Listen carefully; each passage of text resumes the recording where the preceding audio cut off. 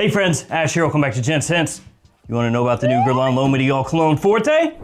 Cool, let's talk about it. They just dropped this one for 165 bucks US on the Guerlain website, and it is a limited edition. So that's both good and bad. It's good because at least they're telling you straight up this time that it is a limited edition. It's bad because if you really, really like it, then in the future, if you want to buy another bottle, it's probably gonna run you like 300 bucks. Don't believe me? Look at all the other fragrances that they've discontinued.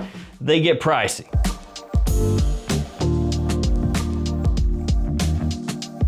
So I'll have this one linked in the description in case you want to check it out. Let's kick things off by taking a look at the presentation. First up, the box. So on the front, you have the name of the house, name of the fragrance size and concentration. My bottle is 100 ml. It is an eau de parfum concentration. You have the Guerlain logo up top, nothing on the sides. On the back, you've got your ingredient information. And then on the bottom, you're gonna find your badge code, your barcode. My badge code is 5J01. And here is the bottle done up in the typical L'Homme Ideal styling. The coloration of the fragrance is kind of like a silvery blue, and then the sticker itself is also silver. On that sticker, you're gonna have the same information on the front of the box, name of the fragrance, the house, all that stuff. You have the logo once again on top of the cap. On the bottom, a sticker, which also has your badge code, and the cap does click into place. You also have a logo inside of the cap and also on top of the atomizer. And let's go ahead and share a few sprays. Here we go.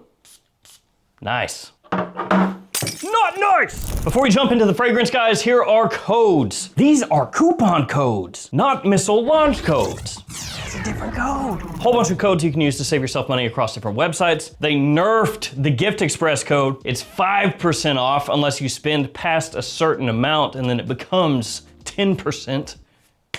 Yay. All the other codes you see here though, like JOMASHOP and the perfume box, you can use those to save yourself some mad money. Back to Cologne Forte. This one follows up in the typical Guerlain style for this line. What I mean by that is not the almond, we'll get to that in a second, but they skip seasons. So this fragrance, this is obviously more of a spring summertime fragrance, right? It always does this, where it will go fall winter release, spring summer release, fall winter release, spring summer release. Every new release is the season that the last one was not. So what that means is the next flanker, if it follows along with what every single flanker has been so far, will be another one for fall and winter. Does that matter? Not really, but that's how they've done it. Ultimately though, that's not what you care about. You wanna know, is this worth getting?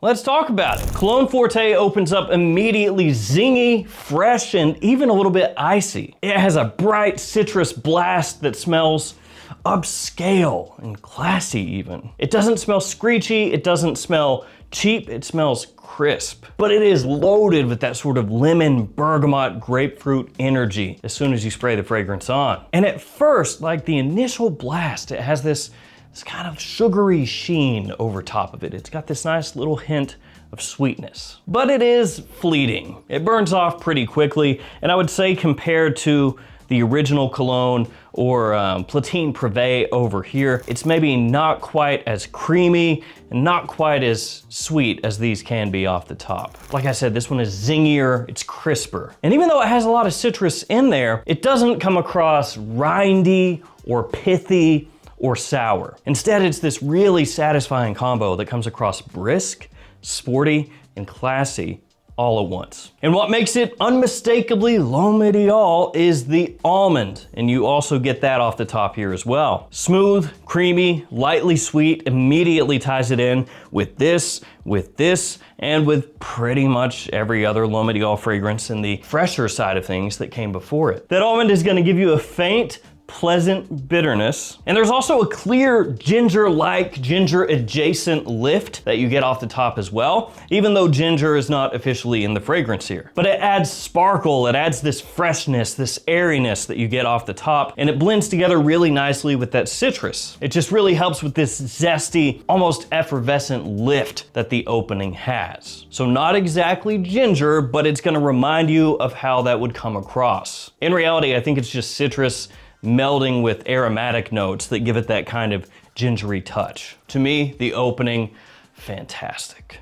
This stuff smells awesome, especially if you're a fan of the fragrances that came before it. It's not the exact same as these, and we'll get to that more in a little bit, but it is right in that wheelhouse. Moving into the mid, this one shifts from crisp freshness to something a little bit more comforting. It doesn't lose that clean, wearable character. The creamy almond, that little bit of sweetness is still front and center. You get a nice cinnamon that rolls in there, warm, cozy, comforting, and it envelops the fragrance instead of turning it into just a like red hot cinnamon candy kind of vibe. It's not trying to be loud spicy. It's not trying to aggressively be in your face. Instead, like I said, it's a little more calming. It gives a nice warmth, a nice depth to the fragrance, and it helps kind of open that citrus up even more. It makes it more interesting because it gives a little juxtaposition through the mid. Instead of just being a generic wood plus citrus, instead you have this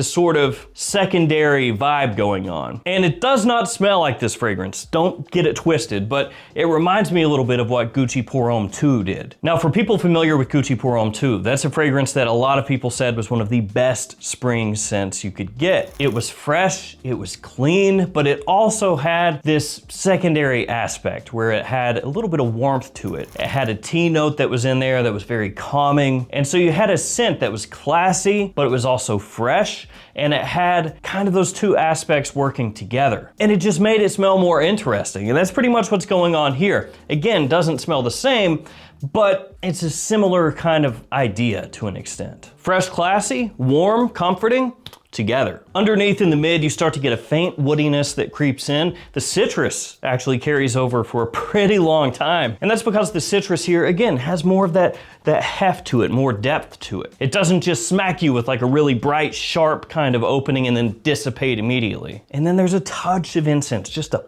puff of incense smoke that kind of works its way through the scent. Now, it's not a churchy incense, it's not a heavy incense, it's not overly smoky. It's subtle, and it more so provides deepening support. It just makes the fragrance feel a little more robust. It enriches the cinnamon, it enriches the ambery kind of vibe that it has as it works into the dry down. And speaking of the dry down, once you get there, this one comes across woodier. It's more grounded. You can clearly pick up the vetiver that's in here, but don't worry, it's again not a smoky vetiver, it's not a dry, grassy vetiver. Instead, it's a semi-dry, woody vetiver that comes across clean. It gives the fragrance more of a crisp structure into the dry down and gives it a modern woody finish. And the whole time in that dry down as well, you get that subtle, almost atmospheric hint of incense. The almond is still there even hours later, still creamy, still lightly sweet. It's smooth, it blends naturally with the woods, it doesn't feel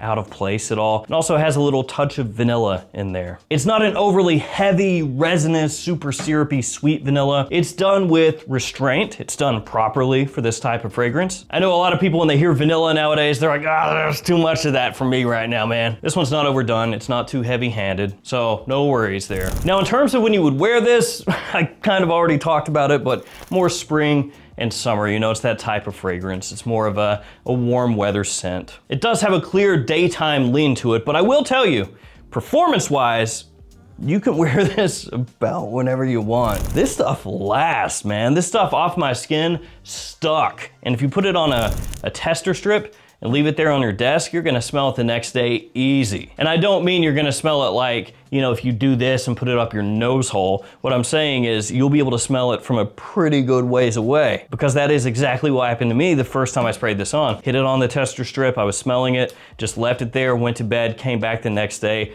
easily picked it up before I even got close to my desk. It sticks, it lasts, and Guerlain knows that, because if you go to their website, on their little intensity ranking, which to be fair, you can't really always go by, you know, brand's own intensity rankings. You'll see them across just about any brand, you know, any lineup. They'll be like, this one, the eau de toilette, that's a 1 on the intensity scale. Eau de parfum, that's a 5. When in reality, the parfum actually projects less, but whatever. But they have this one ranked up there as far as intensity, and they ain't lying. For a fresh fragrance, this stuff for me, projected like a beast for a fresh fragrance, lasts a long time off my skin. And I think right now, during the winter, this stuff smells awesome. Because off the top, it has that iciness, that briskness, right? You spray that on, go outside when it's cold, and it just enriches that aspect. And it has enough push that it doesn't get drowned out by the wind and the cold. So for me, I think it's actually a year-round fragrance. Even though it is a cologne, it's a freshie, so it's automatically gonna be lumped into spring, summer, daytime just because of the type of scent it is. You know, citrusy, fresh woods,